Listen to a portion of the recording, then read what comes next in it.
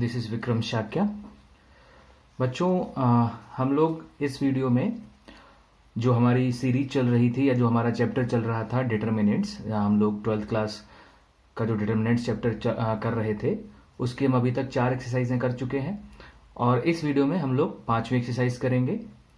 और आप सभी जानते हैं कि जब भी मैं कोई एक्सरसाइज स्टार्ट करता हूं तो उससे पहले जो उस एक्सरसाइज का बेसिक है, जो या हम कह सकते हैं कि जो टॉपिक्स हैं वो हम डिस्कस करते हैं। तो उसी सीरीज को आगे बढ़ाते हुए हम लोग देखते हैं कि हमें जो हमारी नेक्स्ट एक्सरसाइज है, एक्सरसाइज 4.5, उसमें हमें क्या क्या पढ़ने को मिलेगा या किस तरीके के क्वेश्चंस उसमें होंगे। तो जैसे कि आप देख पा रहे होंगे, मैंने बुक आपके सामने ओपन कर रखी है और एक हेडिंग पड़ी हुई है, एडजॉइंट ऑफ अ मैट्रिक्स। किसी मैट्रिक्स का जो एडजॉइंट होता है उसे क्या कहते हैं या उसे कैसे निकालेंगे, दोनों चीजें हम लोग यहाँ क्लियर करेंगे। मान लिया कि हमारे पास कोई एक मैट्रिक्स है, डेफिनेशन जो भी दी है वो तो है ही, मैं समझा देता हूं आपको। यहां पर मान लिया कि आपको कोई एक मैट्रिक्स प्रोवाइड किया गया है, जैसे कि ये मैट्रिक्स आपको दिया गया है, ये एक मैट्रिक्स है। अगर इसका आप एडजॉइंट निकालेंगे, एडजॉइंट को शॉर्ट में लिख देते हैं ए डी जे, तो एडजॉइंट हो गया। और ए मतलब हम ए का निकालना चाहते हैं, इस मैट्रिक्स का निकालना चाहते हैं। तो अगर हम इसका एडजॉइंट निकालें तो उसने कहा है ट्रांसपोज ऑफ, किसका ट्रांसपोज। ये देखिए, capital A11, capital A12, capital A13। अगर आपने इससे जस्ट पहली वाली एक्सरसाइज कंप्लीट की होगी, एक्सरसाइज 4.4 जो कि हमने लास्ट वीडियो में कंप्लीट की थी, उसमें आपको पता होगा कि हम A11 किसे कहते हैं। उस एक्सरसाइज में हमने दो चीजें पढ़ी थी, एक माइनर्स और एक कोफैक्टर्स, आपको याद होंगे। माइनर्स को हम रिप्रेजेंट करते थे कैपिटल एम से और कोफैक्टर्स को रिप्रेजेंट करते थे कैपिटल ए से। अगर कोई बेटा ऐसा है जिसको माइनर्स और कोफैक्टर्स में कोई प्रॉब्लम है तो वो मेरी प्रीवियस वीडियो देखे, जिससे उसका कॉन्सेप्ट क्लियर हो जाएगा, तो उसे यहां क्लियर और अच्छे से समझ में आएगा। तो अगर हम बात करें तो ये सारे कोफैक्टर्स हैं। इसका मतलब है कि हम सबसे पहले जो हमें मैट्रिक्स दिया है जिसका एडजॉइंट हमें निकालना है, हम सबसे पहले उसके सारे कोफैक्टर्स निकालेंगे, फिर उसके कोफैक्टर्स से एक मैट्रिक्स बनाएंगे और उसका ट्रांसपोज जो होगा, ट्रांसपोज ऑफ, ट्रांसपोज किसका, उस मैट्रिक्स का जो कोफैक्टर्स से बना है। याद रखिए, ये एलिमेंट है क्योंकि ये स्मॉल है और ये कोफैक्टर्स हैं क्योंकि ये कैपिटल है।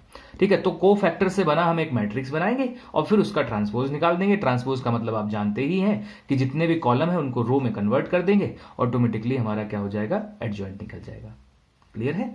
तो ये है एडजॉइंट और कुछ नहीं, यानी कि सीधा सा तरीका वही। अगर हम ओवरऑल कंक्लूजन देखें तो हमें वही कोफैक्टर्स निकालने हैं, यानी कि प्रीवियस एक्सरसाइज का पूरा कॉन्सेप्ट यहां पर लगाना है। आइए देखें लगाएंगे कैसे और कैसे हम इसे प्रूफ करेंगे। वो तो हम जब एक्सरसाइज में चलेंगे तो इस चीज को अच्छे से समझेंगे। वैसे आपके सामने एक एग्जांपल भी दिया है, लेकिन मैं अभी क्वेश्चन नहीं कर रहा हूं। अभी मैं जो जो टॉपिक्स इसमें है वो डिस्कस कर दे रहा हूं, फिर क्वेश्चन एक साथ ही हम लोग कंप्लीट करेंगे। नीचे एक थ्योरम दे रखी है बेटा आपको, ये एक थ्योरम है। थ्योरम आप अच्छे से देखिए कि A B any given square matrix, अगर कोई भी स्क्वायर मैट्रिक्स है of order n, then A into adjoint A बराबर होगा, यानी कि इक्वल होगा एडजॉइंट ए इंटू ए के, और वो भी इक्वल, यानी कि ये इक्वल होंगे किसके, डिटर्मिनेंट ऑफ ए इंटू आई। आई जानते ही हैं, आइडेंटिटी मैट्रिक्स।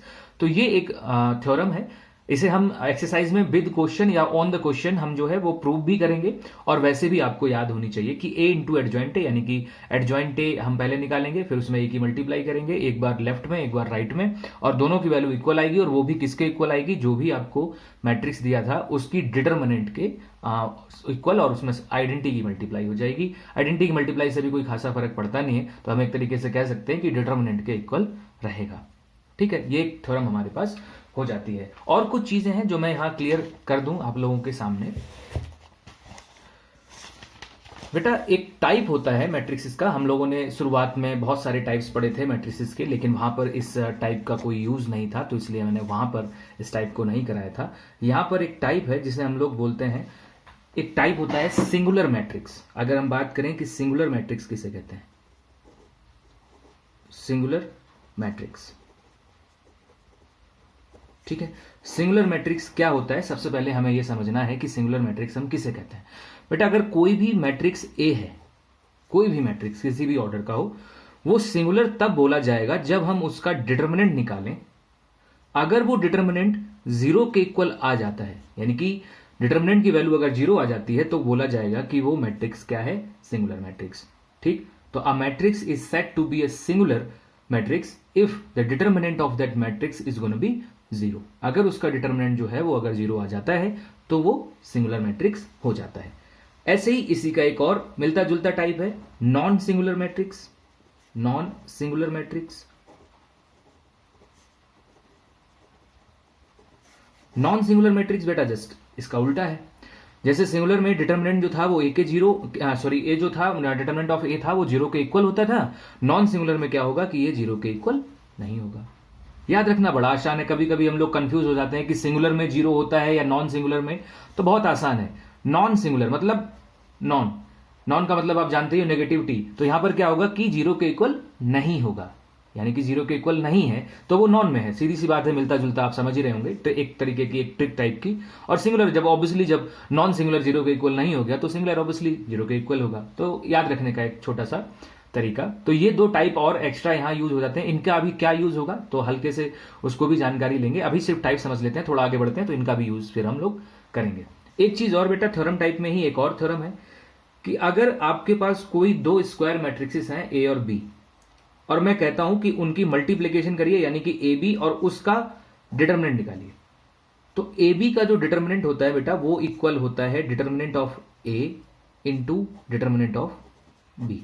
आई होप आपको समझ में आ रहा होगा कि अगर हम दो मैट्रिक्स लें ए और बी, फिर उनका प्रोडक्ट करें और फिर डिटर्मिनेंट निकालें, तो जो डिटर्मिनेंट आएगा वो उन दोनों मैट्रिक्सेस के अलग अलग डिटर्मिनेंट के मल्टीप्लीकेशन के इक्वल होगा। तो ये एक थ्योरम बन जाती है हमारे पास। ठीक है, एक थ्योरम और हम लोग डिस्कस करते हैं। अभी हम लोगों ने एक थ्योरम डिस्कस की है आप लोगों के सामने कि a into adjoint a is equal to adjoint a into a, और ये इक्वल होता है determinant of A into identity. अभी हमने पढ़ी है एनसीईआरटी में, अभी थोड़ी देर पहले मैंने आपको दिखाई थी। अगर हम इसी का यूज करें तो इससे एक और थ्योरम जनरेट करते हैं इसी से मिलती जुलती। अगर मैं इसकी एक कंडीशन उठा लूं कोई सी भी, सपोज मैं अगर ये ले लूं we have this implies that, अगर हम ये ले लें कि एडजॉइंट ए इंटू ए और इज इक्वल टू, मैं इसे ले लूं डिटर्मिनेंट ऑफ ए और आई की जगह मैं वैल्यू पुट कर दूं। आई की जगह मैं वैल्यू पुट कर दे रहा हूं। सपोज मैं पहले टू ऑर्डर का मैट्रिक्स ले रहा हूं, तो आई मैं टू ऑर्डर का रखता हूं, यानी कि 1 0 0 1। 3 का भी हो सकता है तो हम 3 के लिए भी डिस्कस करेंगे। फिर आगे बढ़ते हैं, यहां पर एडजॉइंट ए इंटू ए, मैं इस डिटर्मिनेंट के अंदर मल्टीप्लाई कर दे रहा हूं क्योंकि मैट्रिक्स है तो सारे एलिमेंटों में मल्टीप्लाई होगी, तो यहां आ जाएगा मल्टीप्लीकेशन 0 फिर 0 और फिर यहां मल्टीप्लीकेशन। ठीक है, यहां तक हम आगे बढ़ते हैं। अब मैंने क्या कहा कि टेकिंग डिटर्मिनेंट बोथ साइड्स, आप दोनों तरफ डिटर्मिनेंट लगा दीजिए। टेकिंग डिटर्मिनेंट्स, शॉर्ट में लिख रहा हूं बोथ साइड्स, मैंने दोनों तरफ डिटर्मिनेंट टेक कर लिया। इधर डिटर्मिनेंट लग जाएगा डिटर्मिनेंट ऑफ एडजॉइंट ए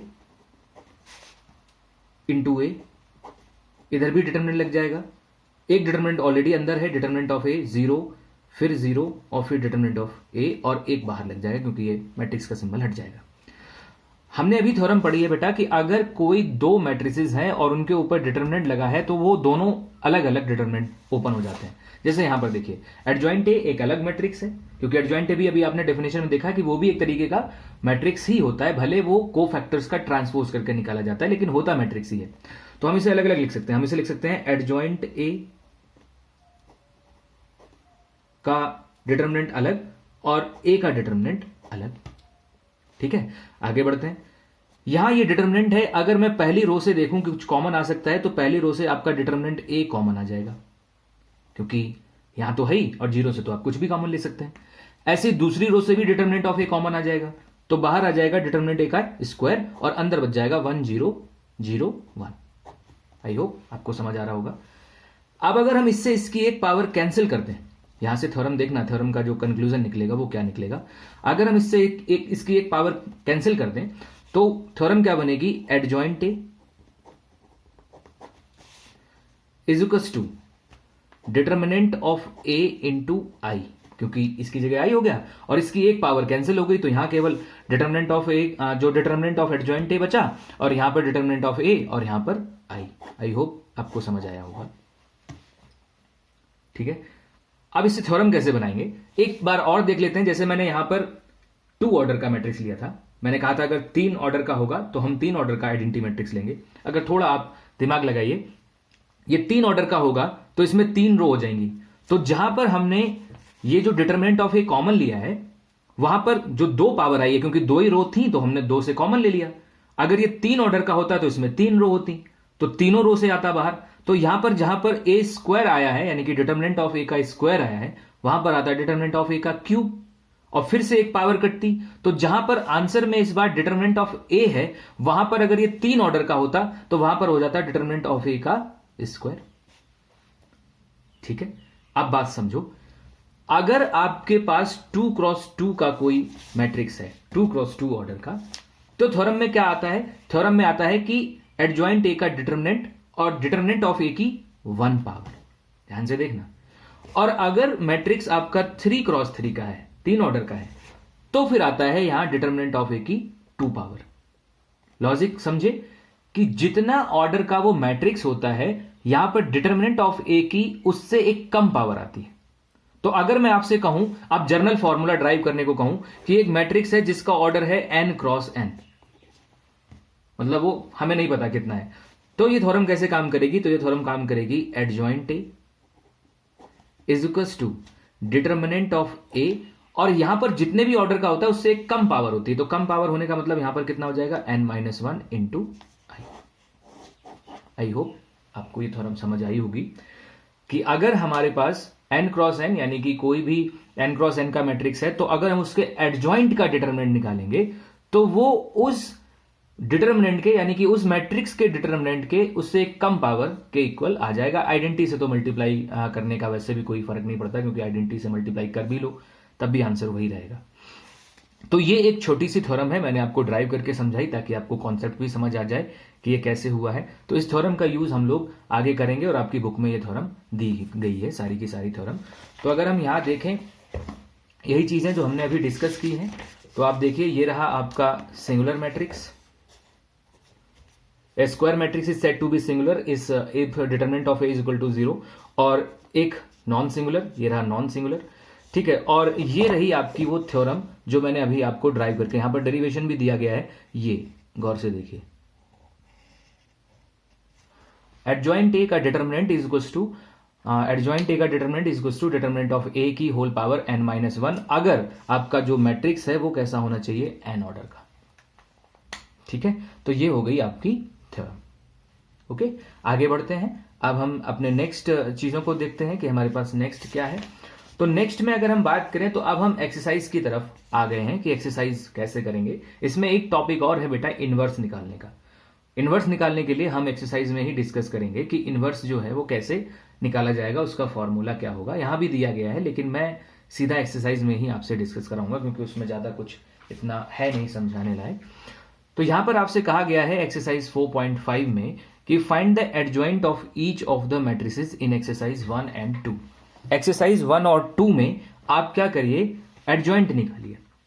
ठीक है, एडजॉइंट निकालते हैं। हमने अभी एडजॉइंट के बारे में पढ़ा है कि भाई जो एडजॉइंट होता है, ये डेफिनेशन आपने देखी है, एडजॉइंट जो होता है वो क्या होता है? जो भी कोफैक्टर से मैट्रिक्स बनेगा उसका ट्रांसपोज निकालना है आपको। तो आप क्या करिए? सबसे पहले इसके कोफैक्टर्स निकालिए और फिर उससे एक मैट्रिक्स बनाइए। कैसे करेंगे एक बार मैं आपको दिखाता हूं। ये देखिए, ये रहा आपका एक्सरसाइज 4.5, पहला क्वेश्चन जो आपको दिया गया था। हमने सबसे पहले क्या किया? इसके कोफैक्टर्स निकाले। कोफैक्टर्स, अगर आप कोफैक्टर्स देखेंगे तो a11 सबसे पहले, a11 वही फॉर्मूला अगर आपको याद हो प्रीवियस एक्सरसाइज का, -1 की पावर 1 + 1, 1 से जाने वाला कॉलम, 1 से जाने वाली रो छुपा लो तो जितना बचेगा 4 बचेगा, तो हमने 4 लिख दिया, यहां तो ऑलरेडी पॉजिटिव ही था। a12 ऐसे ही -1 की पावर 1 + 2, और फिर 1 2 यानी कि ये एलिमेंट, इससे जाने वाला कॉलम, इससे जाने वाली रो, दोनों स्किप कर लो, कितना बचेगा 3, लेकिन एक ये माइनस यहां से आएगा क्योंकि ऑड पावर है तो इसीलिए -3। ऐसे ही फिर हम a21 पे आएंगे, तो 21 यानी कि ये एलिमेंट, इससे जाने वाली रो, इससे जाने वाला कॉलम, दोनों स्किप कर लो, कितना बच गया 2, लेकिन 2 1 है तो इसलिए -1 की पावर 2 + 1 होगी, जो कि अगेन ऑड होगी, तो फिर से एक एक्स्ट्रा नेगेटिव आ जाएगा। और ऐसे ही a22 तो वो आ जाएगा आपका 1। ठीक है, तो हमने ये एडजॉइंट निकाल दिए। 4 एलिमेंट थे, चारों के एडजॉइंट कर रहा हूं, सॉरी, 4 एलिमेंट थे, चारों के कोफैक्टर्स निकाल दिए। अब आप क्या करेंगे, the matrix formed by the cofactors. अगर हम कोफैक्टर्स से बना मैट्रिक्स निकालें कि कौन सा होगा, तो हमने सपोज उसे अपनी तरफ से लेट कर लिया कि वो बी है, ए वो माना तो बी से मान लिया। तो कोफैक्टर से बना जो मैट्रिक्स होगा वो कैसे होगा, capital A11, capital A12, capital A21, capital A22। ऐसे ही सेम बुक में कहा गया था, वहां पर 3 ऑर्डर का था, ये 2 ऑर्डर का है। तो जो जो हमने वैल्यू निकाली है A11 की, A12 की, A21 की, A22 की, कैपिटल में वो सारी वैल्यू पुट कर दी। याद रखिएगा, बहुत गलती होती है कि हम लोग जब बोर्ड में बैठते हैं या कभी क्वेश्चन करते हैं तो इतनी जल्दबाजी में रहते हैं कि हम जो ये कोफैक्टर से बना मैट्रिक्स होता है इसी को हम लोग कह देते हैं कि ये एडजॉइंट है। ठीक है, जबकि पता हमें सब कुछ होता है, जल्दबाजी में समझ लीजिए या ओवर कॉन्फिडेंस में समझ लीजिए कि वो गलती हो जाती है। ये एडजॉइंट नहीं है। एडजॉइंट तब होगा जब आपने जो कोफैक्टर से मैट्रिक्स बनाया है उसका ट्रांसपोज निकालेंगे। तो वही मैंने नीचे लिखा है, नाउ एडजॉइंट ए जो होगा वो जो आपने बी यानी कि जो कोफैक्टर से बना मैट्रिक्स था उसका ट्रांसपोज मतलब डैश। तो आपको क्या करना है, सिर्फ रो को कॉलम में और कॉलम को रो में चेंज कर देना है। ये आपका आंसर आ गया और यही है आपका एडजॉइंट। ठीक है, तो ये है एडजॉइंट निकालने का तरीका। कोई बहुत हार्ड तरीका नहीं है, आप आराम से इसको कंप्लीट कर सकते हैं या आराम से आप समझ सकते हैं कि किस तरीके से ये किया गया है। ठीक है, तो अब बात करते हैं हम अपने नेक्स्ट क्वेश्चन की, जो कि हमारे पास क्वेश्चन नंबर 2 है। अगर आप अपनी बुक में देखेंगे तो आपको क्वेश्चन नंबर 2 दिख जाएगा। क्वेश्चन नंबर 2 में सिर्फ इतना कहा गया है, जहां पर फर्स्ट में 2 ऑर्डर का मैट्रिक्स था, सेकंड में कितने का हो गया, 3 ऑर्डर का। मतलब कैलकुलेशन बढ़ गई। तो जहां पर 2 ऑर्डर में हमें 4 ही एलिमेंट के कोफैक्टर्स निकालने पड़े थे, अब सीधी सी बात है, हमें जो 3 ऑर्डर का है उसमें 9 एलिमेंट होते हैं, तो हमें 9 कोफैक्टर्स पहले निकालने पड़ेंगे। तो प्रोसेस की बात करें तो कहीं चेंज नहीं होगा, आप देख लेना, सिर्फ और सिर्फ कैलकुलेशन थोड़ी इंक्रीज हो जाएगी। तो अगर आप देखें तो वही काम मैंने किया। A11 आप प्रीवियस एक्सरसाइज में सारा निकालना सीख चुके हैं। A11 यानी कि 1 + 1 तो 2 हो जाएगा, तो वो ऑब्वियसली इवन हो जाएगा, तो इसलिए मैंने यहां पर डायरेक्ट सीधा प्लस सिंबल लगाया। 1 मतलब ये एलिमेंट, इससे जाने वाला कॉलम, इससे जाने वाली रो, दोनों स्किप कर लीजिए तो ये 4 एलिमेंट बच जाएंगे, यानी कि एक 2 ऑर्डर का डिटर्मिनेंट। उसे आप सॉल्व कर दीजिए क्रॉस मल्टीप्लाई करके, तो 3 की 1 में तो 3 और 0 की 5 में करने से कुछ मिलेगा नहीं, तो इसलिए 3 बच जाएगा। फिर ऐसे ही 1 2, तो 1 2 यानी कि ये इससे जाने वाला कॉलम, इससे जाने वाली रो, इससे जाने वाला कॉलम और इससे जाने वाली रो छुपाओगे तो 2 - 2 और 5 और 1, 2 - 2 5 और 1। अब चूंकि यहां पे 1 2 है, 1 2 मतलब 1 + 2 तो ऑड पावर, तो इसलिए एक नेगेटिव आ जाएगा। आई होप बार बार हम लोग ये चीज समझ चुके हैं, तो आराम से आपको समझ आ रहा होगा। और वैसे ही क्रॉस मल्टीप्लीकेशन कर दीजिए तो आपको -12 मिल जाएगा। तो इसी तरीके से हमने अपने जो भी 9 के 9 एलिमेंट थे सारे के रिस्पेक्ट में वही A13 फिर A21 A22 A23 फिर A31 A32 और A33 मतलब सारे एलिमेंटों के रिस्पेक्ट में हमने कोफैक्टर्स निकाल दिए। याद रखिए, जिस एलिमेंट के रिस्पेक्ट में आप कोफैक्टर निकाल रहे हैं उससे जाने वाला कॉलम और उससे जाने वाली रो स्किप कर दीजिए या डिलीट कर दीजिए। उसके बाद जितना बचेगा वो आप डिटरमिनेंट बना के लिख दीजिए। माइनस का याद रखिए कि अगर यहां पे जैसे 2 3 है तो 2 और 3 कितना हुआ, 5 ऐड करके। अगर ऑड बनता है तो एक माइनस लगेगा और अगर इवन बनता है तो नहीं लगेगा, जैसा सिंबल आएगा हम वैसा ही रखेंगे। तो हमने सारे निकाल लिए। फिर वही तरीका, the matrix formed by the cofactors, फिर कोफैक्टर से बना हुआ हमने मैट्रिक्स निकाला। कोफैक्टर्स मतलब वही A11 A12 A13 A21, तो A1 सारी वैल्यूज यहां पुट कर दी।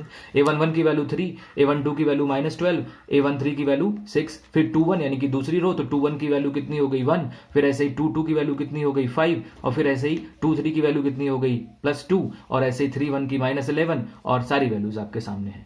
याद रखिएगा ये एडजॉइंट नहीं है, मैं बार बार बोल रहा हूं क्योंकि बहुत बार ये गलतियां होती हैं। जब कॉपी में चेक करता हूं तो यही कमी सबसे पहले आती है कि यहीं पे छोड़ के उसी को एडजॉइंट बना देते हैं। ये एडजॉइंट नहीं है, आपको अब इसके बाद इसका ट्रांसपोज निकालना पड़ेगा। तो मैंने देख लीजिए, ये हमारा कॉलम था 3 1 और -11, इसको रो बना दिया 3 1 और -11, ऐसे दूसरे कॉलम को दूसरी रो बना दिया और तीसरे कॉलम को तीसरी रो बना दिया। ठीक है, तो आप देख लीजिए 2 ऑर्डर में भी कोई चेंज नहीं था और 3 ऑर्डर में भी दोनों एक जैसे ही थे, बस 3 ऑर्डर में थोड़े टर्म्स ज्यादा हो गए क्योंकि एलिमेंट ज्यादा थे, तो इसलिए थोड़ा सा चेंज हो गया, अदरवाइज कहीं पर कोई चेंज नहीं हुआ है। नेक्स्ट क्वेश्चन अगर मैं देखूं, क्वेश्चन नंबर 3, याद करिए अभी हमने एक्सरसाइज शुरू करने से पहले ये थ्योरम मैंने आपसे कही थी कि ये थ्योरम आपको याद भी रखनी है और हम एक्सरसाइज में इसे क्वेश्चनों के ऊपर अप्लाई भी करेंगे। तो वेरीफाई करनी है ये थ्योरम कि A into adjoint A equal होता है एडजॉइंट ए इंटू ए के, और फिर वही जो भी आपको थ्योरम दे रखी है ये आप आराम से कर पाएंगे। सबसे पहले सपोज आप कोई एक मैट्रिक्स उठाइए, मैट्रिक्स का सबसे पहले क्या करिए, आप एडजॉइंट निकालिए। एडजॉइंट निकालना अभी आपने फर्स्ट क्वेश्चन में देखा है, एडजॉइंट निकाल लिया आपने। फिर क्या करिए, उसमें ए की यानी कि इसी मैट्रिक्स की एक बार मल्टीप्लाई करिए इस तरीके से, यानी कि A इंटू एडजॉइंट ए। फिर एडजॉइंट ए को पहले रखिए, ए को बाद में। दोनों की मल्टीप्लाई बराबर आएगी और वो किसके इक्वल आएगी, जो आपने ये मैट्रिक्स लिया है इसका डिटरमिनेंट निकाल दीजिए, मतलब इसको ओपन कर दीजिए, ओपन करने के बाद जो वैल्यू बचेगी वही होगी और साथ में इसके आइडेंटिटी की मल्टीप्लाई होगी, यानी कि 1001। आई होप आराम से कर पाएंगे, कहीं पर कोई दिक्कत नहीं होगी, क्योंकि एडजॉइंट जब आप निकाल लोगे तो सब कुछ हो जाएगा। सिर्फ कैलकुलेटिव क्वेश्चन है तो कैलकुलेशन थोड़ी ज्यादा रहेगी, 2 ऑर्डर पे तो नहीं रहेगी लेकिन 3 ऑर्डर पे थोड़ी ज्यादा रहेगी, क्योंकि 3 ऑर्डर पे ऑलरेडी जब हम एडजॉइंट निकालते हैं तभी बहुत सारे एलिमेंट होते हैं। लेकिन मेथड में कोई चेंजेस नहीं है। कैलकुलेशन में कोई प्रॉब्लम आए तो आप कमेंट करिएगा, मैं उसको आपको सोल्यूशन दे दूंगा या आपकी जो भी डाउट होंगे वो उसको क्लियर कर दूंगा। नेक्स्ट क्वेश्चन पे चलें अगर हम, तो ये रहा हमारा नेक्स्ट क्वेश्चन। जैसा कि मैंने अभी बच्चों आपसे कहा था कि इस एक्सरसाइज में इनवर्स भी है, और या देखें तो ये इनवर्स के लिए काफी इंपॉर्टेंट एक्सरसाइज है। इसमें 2 ही टॉपिक हैं, एडजॉइंट और इनवर्स। तो इनवर्स कैसे निकाला जाएगा, तो वो आपको सीधा एक्सरसाइज में मिल गया कि find the inverse of each of the matrices if it exist, अगर एग्जिस्ट करता हो तो, गिवन इन एक्सरसाइज 5 to 11। याद करिए बच्चों, हम लोगों ने मैट्रिक्स चैप्टर की एक एक्सरसाइज की थी 3.4 एक्सरसाइज, जिसमें हम लोगों ने इनवर्स निकालना सीखा था मैट्रिक्स का बाय यूजिंग एलिमेंट्री ट्रांसफॉर्मेशन। याद है, उसमें भी ऐसे ही मैट्रिक्स आपको दिए गए थे, लेकिन वहां पर जो था, जो मेथड था वो एलिमेंट्री ट्रांसफॉर्मेशन का था। इनवर्स वहां पर भी निकालना था, मैट्रिक्स का ही निकालना था, लेकिन मेथड एक स्पेशल दे दिया गया था। यहां पर जो आपको इनवर्स निकालना है वो उस मेथड से नहीं निकालना है, एडजॉइंट के कॉन्सेप्ट से आपको इनवर्स निकालना है।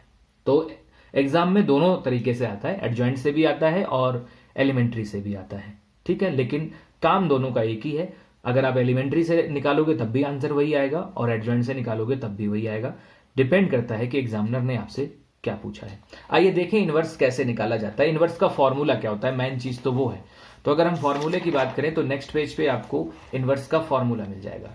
मैंने सबसे ऊपर आपको इनवर्स का फॉर्मूला लिखा है कि अगर आप देखें तो यहां पर इनवर्स का फॉर्मूला है adjoint a upon determinant of a. देख लीजिए, adjoint a upon determinant of a, बहुत ईजी कॉन्सेप्ट है। A inverse is equal to adjoint a upon determinant of A. Inverse को तो ऑब्वियसली इनवर्स से ही डिनोट करते हैं, आप लोग जानते हैं, मैट्रिक्स में पढ़ा हुआ है आपने। अब आप ध्यान से सोचिए कि क्या हम इनवर्स नहीं निकाल सकते, क्योंकि एडजॉइंट तो हम पिछले क्वेश्चनों में हमने अभी निकालना सीखा ही है कि एडजॉइंट कैसे निकलता है। तो एडजॉइंट जब आप निकाल दोगे तो बस नीचे डिवाइड करना है आपको, जिस भी आप मैट्रिक्स का एडजॉइंट इनवर्स निकाल रहे हैं उसके डिटर्मिनेंट को नीचे डिवाइड कर देना है।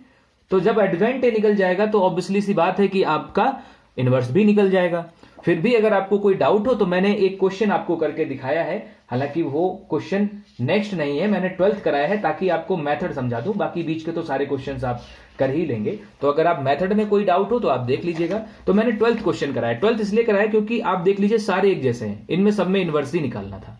11 तक जितने भी क्वेश्चन थे सबके सब में इनवर्स निकालना है। मेथड आपको क्लियर हो ही चुका है कि सिर्फ एडजॉइंट निकालना है और फिर उसके बाद डिटरमिनेंट निकाल के उसे डिवाइड कर देना है। एडजॉइंट हम पीछे निकालना सीख ही चुके हैं, 2 ऑर्डर का भी और 3 ऑर्डर का भी, और डिटरमिनेंट खोलना तो सभी को आता है क्योंकि डिटरमिनेंट तो हम पहले एक्सरसाइज से ही ओपन करना सीख रहे हैं। तो बस आप एडजॉइंट निकालिए, जो भी आए डिटरमिनेंट को इसको डिवाइड कर दीजिए, बस आंसर हो जाएगा। फिर भी मैंने एक क्वेश्चन समझाने के लिए इस तरीके से क्वेश्चन, मैंने सोचा कि क्वेश्चन भी करा दूंगा और मेथड भी समझा दूंगा, तो मैंने 12th क्वेश्चन जो थोड़ा सा अलग दिख रहा था वो मैंने करा दिया। यहां पर ए और बी 2 मैट्रिसेस दे रखे हैं और आपको एक कंडीशन प्रूव करनी है, A B inverse is equal to B inverse A inverse. यहां पर बच्चों मैं एक और चीज आपको भी सिखाऊंगा, जैसे अगर आप 14 क्वेश्चन देखिए, यहां पर आपको प्रूव करना है ए बी का whole inverse is equal to B inverse into A inverse. अभी आपने कंडीशन देखी है, इसका मतलब है कि हमें ए बी का इनवर्स निकालना है। अगर मैं कंडीशन यहां पर एक बार लिख दूं, अगर कोई डाउट हो आपको, क्योंकि वो बहुत से लोगों के पास हो सकता है ना हो, तो ए बी का इनवर्स इज इक्वल टू आपको प्रूव करना है B inverse into A inverse. ठीक है, तो ये आपको प्रूव करना है। आपको याद होगा ये थ्योरम थी मैट्रिसेस में और हमने इसे प्रूव भी किया था। अगर आपको याद हो, इसे हमने प्रूव भी किया था, मैंने प्रूव कराया था। अगर आप एक्सरसाइज उसकी सारी देखेंगे तो आपको वहां प्रूफ मिल जाएगा इसका, ए बी का whole inverse is equal to B inverse into A inverse. और यहां पर भी हम यही चीज प्रूव करेंगे। तो अगर आप यहां देखिए तो हमें ए बी का इनवर्स निकालना है और फिर बी इनवर्स और ए इनवर्स निकालना है। ऐसा लगता है तो बहुत टाइम लगेगा कि पहले बी का इनवर्स निकालेंगे, फिर ए बी का फिर ए का इनवर्स निकालेंगे और फिर ए बी का होल इनवर्स निकालेंगे या ए बी का इनवर्स निकालेंगे। आइए देखें, इनवर्स निकालने का एक छोटा तरीका भी होता है। एक तरीका तो अभी हमने पढ़ा कि वही A11, A12, A13 और A14 वो करके हम निकालें। एक और छोटा तरीका होता है, लेकिन वो अप्लीकेबल 2 ऑर्डर मैट्रिक्स पर ही है। 2 ऑर्डर मैट्रिक्स पर आप उसे अप्लाई कर सकते हैं। 3 ऑर्डर का मैट्रिक्स आ जाएगा तब आपको वही मेथड लगाना पड़ेगा, वही लेंदी मेथड, यानी कि सारे कोफैक्टर्स आपको निकालने पड़ेंगे और फिर आगे सॉल्व करना पड़ेगा। यहां देखिए 2 मैट्रिसेस दे रखे थे। मैंने सबसे पहले क्या किया, ए का डिटरमिनेंट निकाला। डिटरमिनेंट मतलब ओपन कर दिया इसको, तो 5 3 15 और 7 2 14, तो 1 आ गया। ऐसे ही बी का डिटरमिनेंट निकाल दिया, 6 9 54 और 7 8 56, तो -2 आ गया। अब ध्यान से देखना बेटा, मैंने यहां पर आप देखो एडजॉइंट ए बगैर को फैक्टर्स निकाले ही निकाल दिया है। को फैक्टर मैंने इसके निकाले ही नहीं, जबकि अगर आप इससे प्रीवियस क्वेश्चन देखें जो मैंने कराया था ये वाला, ये भी 2 ऑर्डर का था, लेकिन यहां पर मैंने क्या किया था, A11, A12, A21, A22, फिर उसके बाद B और फिर उसके बाद एडजॉइंट निकाला था। दिख रहा है आप लोगों को? तो यहां पर मैंने सीधा यहां से उठा के यहां ले आया, मतलब ये बीच की सारी कैलकुलेशन खत्म कर दी। आप यहां पर भी कर सकते थे, लेकिन ये मेथड भी आपको आता होना चाहिए था। तो मैंने एक क्वेश्चन जो है वो इस मेथड से करा दिया और एक मैं अब डायरेक्ट कराऊंगा। तो हम लोग ऐसे डायरेक्ट एडजॉइंट कैसे निकाल सकते हैं? तो देखो बेटा, अगर आपके पास 2 ऑर्डर्ड मैट्रिक्स है तो आप क्या करिए, आप डायगोनल इसका जानते ही हो, ये इसका डायगोनल होता है। मैंने कहा था कि इसमें एक ही डायगोनल माना जाता है, ये वाला, ये इसका डायगोनल हो गया। जब भी आप 2 ऑर्डर मैट्रिक्स का डायरेक्ट एडजॉइंट निकालना चाहें तो आप क्या करिए, उसके डायगोनल एलिमेंट को इंटरचेंज कर दीजिए। मतलब 5 को ऊपर ले आइए और 3 को नीचे, यानी कि जो ऊपर है उसे नीचे, जो नीचे है वो ऊपर, उसे इंटरचेंज कर दीजिए। तो मैंने वही किया, 5 और 3 को चेंज कर दिया। और जो नॉन डायगोनल एलिमेंट बच गए ये 2, इनके साइन चेंज करिए। अगर वो प्लस है तो माइनस करिए और अगर माइनस है तो प्लस। मैं दोबारा रिपीट करता हूं, डायगोनल एलिमेंट के प्लेस चेंज करिए और जो नॉन डायगोनल एलिमेंट है उनके साइन चेंज करिए। जैसे यहां पर दोनों पॉजिटिव हैं तो मैंने क्या किया, दोनों नेगेटिव लगा दिए। सेम ऐसे ही एक और देख लीजिए, बी का भी मैंने यही किया है। ये रहा हमारा बी। जो डायगोनल एलिमेंट थे यानी कि 6 और 9, इनके तो प्लेस चेंज कर दिया, 9 को ऊपर भेज दिया और 6 को नीचे ले आया।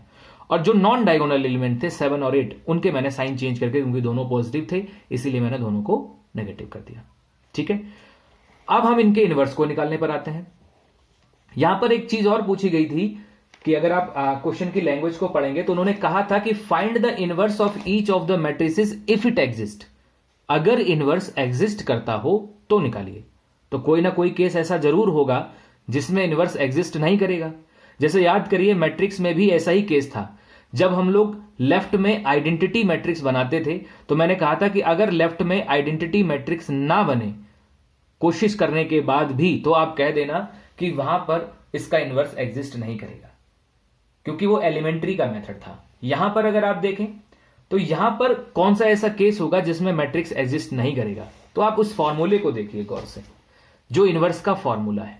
इनवर्स का फॉर्मूला है बेटा, a inverse is equal to adjoint a upon determinant of ए।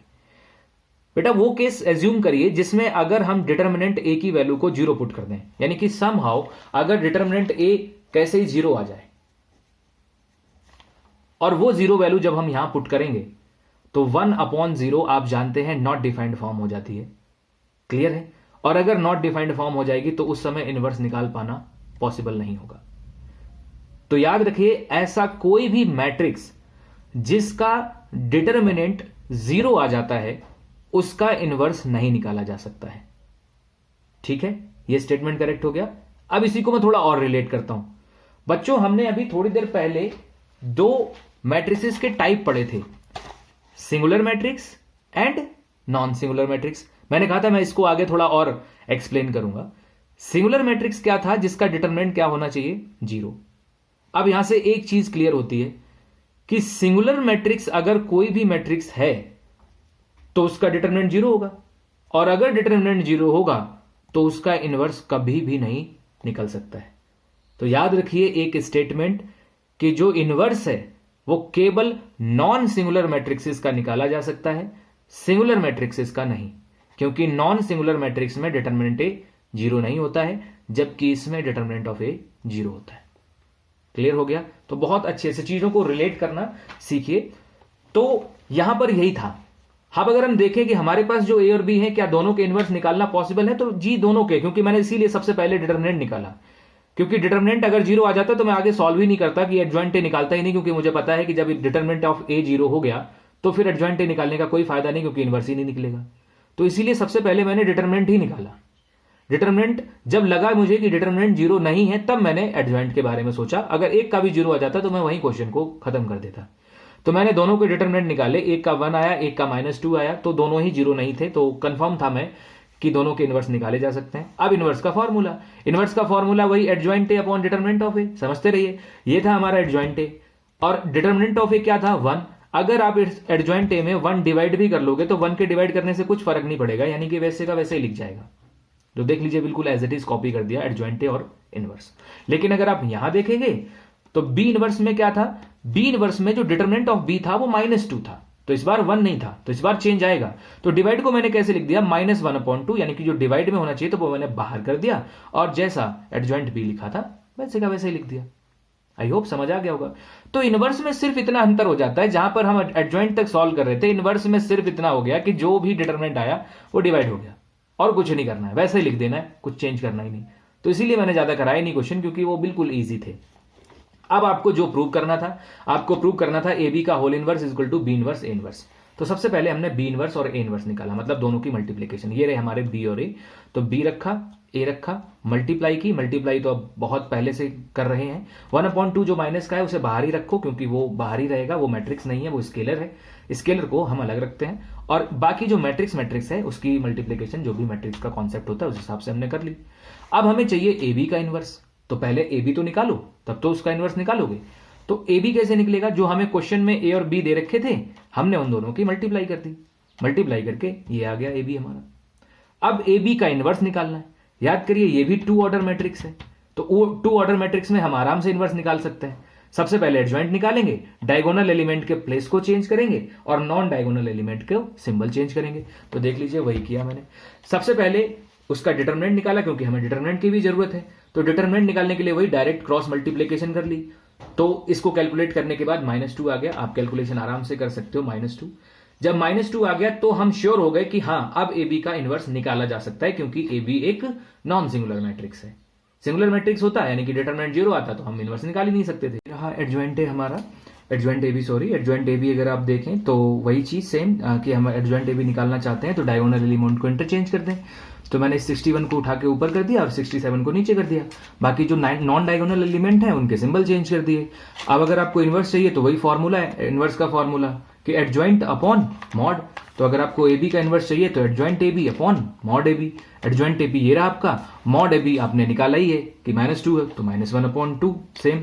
अब आप मैच कर लीजिए, आपने बी इनवर्स ए इनवर्स निकाला था, ये देखिए ये रहा बी इनवर्स ए इनवर्स -1/2 और फिर ये अंदर डिटर्मिनेंट मैट्रिक्स। और अगर आप यहां देखें तो यहां पर ए बी इनवर्स भी आप देख लीजिए -1/2 और अंदर सेम मैट्रिक्स। इसका मतलब है कि ए बी का इनवर्स इज इक्वल टू हो जाता है बी इनवर्स और ए इनवर्स। तो बस थोड़ा लेंदी था, बाकी प्रोसेस बिल्कुल सेम था। तो आप देख लीजिए ऐसे इनवर्स निकालते हैं। एडजॉइंट निकल गया तो समझ लो इनवर्स निकल गया, कोई नई चीज उसमें नहीं है। आगे बढ़ते हैं। जैसे कि आप देख पा रहे होंगे क्वेश्चन नंबर 13 आपको दिया। एक बार मैं बुक में क्वेश्चन को रीड करा दूं ताकि लैंग्वेज आप समझ पाए।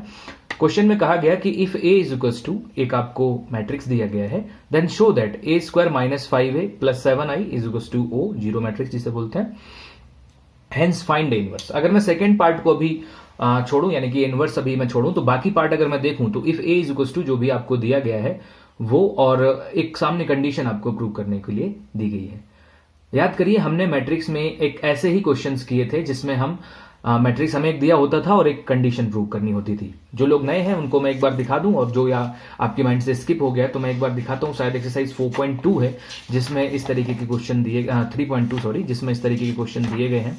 तो अगर हम 3.2 देखें, ये रही हमारी 3.2 एक्सरसाइज। हाँ 3.2 एक्सरसाइज है हमारे पास।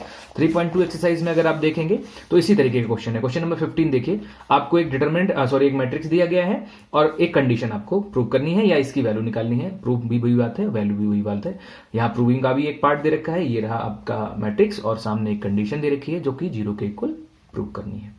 देख लीजिए 3 ऑर्डर पर है दोनों, एक 2 पावर का इक्वेशन है उसको सेटिस्फाई करना है और एक 3 पावर की इक्वेशन है उसको सेटिस्फाई करना है। तो ये 3.2 एक्सरसाइज में हमने सॉल्व किए थे। अगर आप को नहीं समझ में आ रहा है या माइंड से स्किप हो गया है तो आप 3.2 एक्सरसाइज जो मेरी है जिसको मैंने डाल रखा है इसी टाइटल से कि intro and solution of exercise 3.2, आप उसे देखिए और उसमें आपको ये सोल्यूशन मिल जाएगा। तो सेम वही चीज़ यहाँ पर है, यहाँ पर तो 2 ऑर्डर का ही मैट्रिक्स है तो हमारे लिए तो और थोड़ा आसान है, कैलकुलेशन में थोड़े हम बच जाएंगे क्योंकि 2 ऑर्डर की कैलकुलेशन थोड़ी कम पड़ती है 3 ऑर्डर के कंपैरिजन में। तो अगर आप यहाँ देखें तो वही दिया गया था, फर्स्ट पार्ट आपका कंप्लीट हो जाता है। बात आती है सेकेंड पार्ट की, क्योंकि वहां पर इनवर्स नहीं पूछा गया है, वहां पर सिर्फ ये कंडीशन प्रूव कराई गई है। कंडीशन तक तो हम कर देंगे as to the previous concept, but A inverse कैसे निकालेंगे तो ए इनवर्स के लिए यहां पर देखिए। अब दिमाग में यहां पर सबसे पहले क्या आता है, कुछ बच्चे सोचते हैं कि चलो ये कंडीशन प्रूव कर दी और ए इनवर्स निकालने के लिए अब हम वही कॉन्सेप्ट लगाएंगे कि एडजॉइंट ए और फिर उसके बाद वही फॉर्मूला इनवर्स का adjoint a upon determinant of a, जैसा कि अभी हमने ऊपर किया है।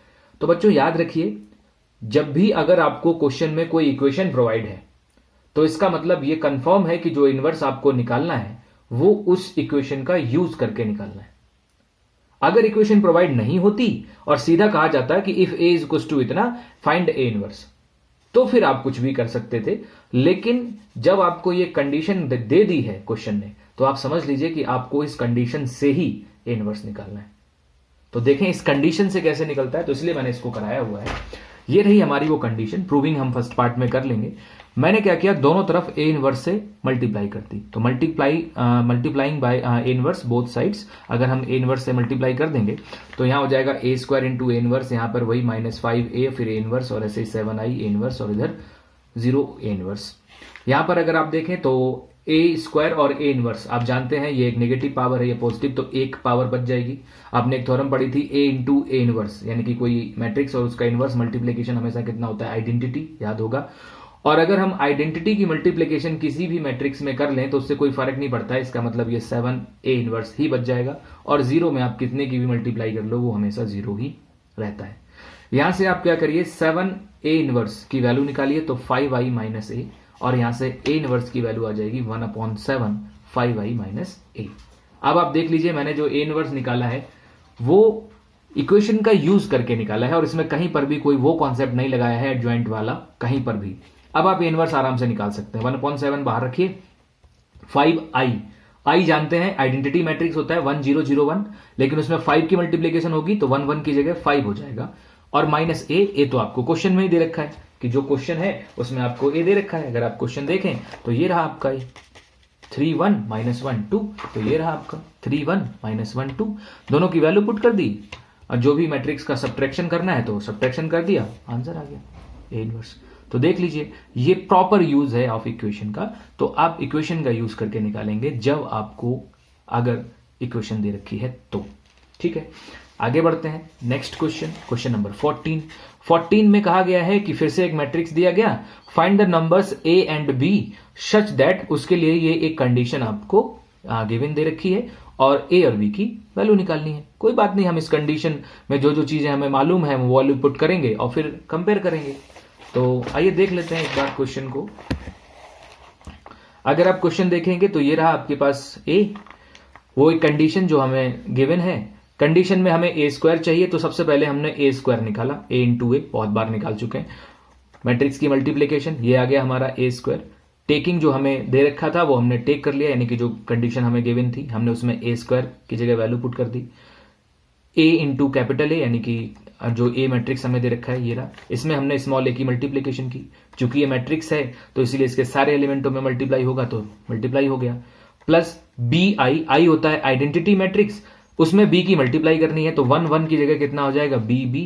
और इधर की बात करें तो ये होता है 0 मैट्रिक्स, तो हमने इसे भी मैट्रिक्स की फॉर्म में लिख दिया 0 0 0 0। खोलोगे तो 0 ही आएगा और 0 मैट्रिक्स होता ही वही है जिसकी वैल्यू 0 होती है। फिर हमने क्या किया, एलएचएस में सारे टर्म्स प्लस ही करने थे तो सारे करस्पॉन्डिंग एलिमेंट ऐड कर लिए, क्योंकि मैट्रिक्स का एडिशन आपको पता है। तो सारे करस्पॉन्डिंग एलिमेंट ऐड कर लिए, तो यहां से हमें 3a मिला, यहां से b मिला और यहां से 11, तो 3a + b + 11। ऐसे नीचे आए तो यहां से a, यहां से 4 और यहां से 0, तो a + 4 हो जाएगा। और ऐसे ये करस्पॉन्डिंग एलिमेंट हमने ऐड कर लिए और फिर हमने जो करस्पॉन्डिंग एलिमेंट है वो इक्वेट कर दिए, क्योंकि दोनों जो मैट्रिसेस हैं वो आपको इक्वल दे रखे हैं। तो जब इक्वल मैट्रिसेस होते हैं तो हम करस्पॉन्डिंग एलिमेंट इक्वेट कर सकते हैं। तो इक्वेटिंग द करस्पॉन्डिंग एलिमेंट, तो हमने सबसे पहले a+4 इक्वेट किया तो a+4 किसके साथ होगा, 0 के साथ, क्योंकि ये a21 की पोजीशन है और ये भी a21 की, तो करस्पॉन्डिंग एलिमेंट जो है वो कंपेयर होते हैं। तो a+4 इक्वल टू 0, तो a इक्वल टू -4। कुछ कैंडिडेट आ सकते हैं कि क्या हर जगह से a की वैल्यू सेम ही निकलेगी, तो हाँ, हर जगह से आप चाहो तो यहां से निकाल लो 2a + 8 इक्वल टू 0, तो यहां से भी a इक्वल टू कितना निकलेगा, -4। ठीक, हर जगह से वैल्यू सेम आएगी। तो जब a की वैल्यू कंफर्म हो गई तो अब b पे आते हैं। तो हमने अब ये इक्वेशंस इक्वेट कर ली। जैसे हमारे पास एक इक्वेशन है a + b + 3, तो a + b + 3 यानी कि ये एलिमेंट ये किससे इक्वेट होगा यहाँ, क्योंकि इधर तो सारे ही जीरो हैं। तो यहां पर a + b + 3 equal to 0, b की वैल्यू आ जाएगी -3 - a, और -a की जगह हमें पता है -4 है, तो -4 यहां रखेंगे तो b की वैल्यू आ जाएगी +1।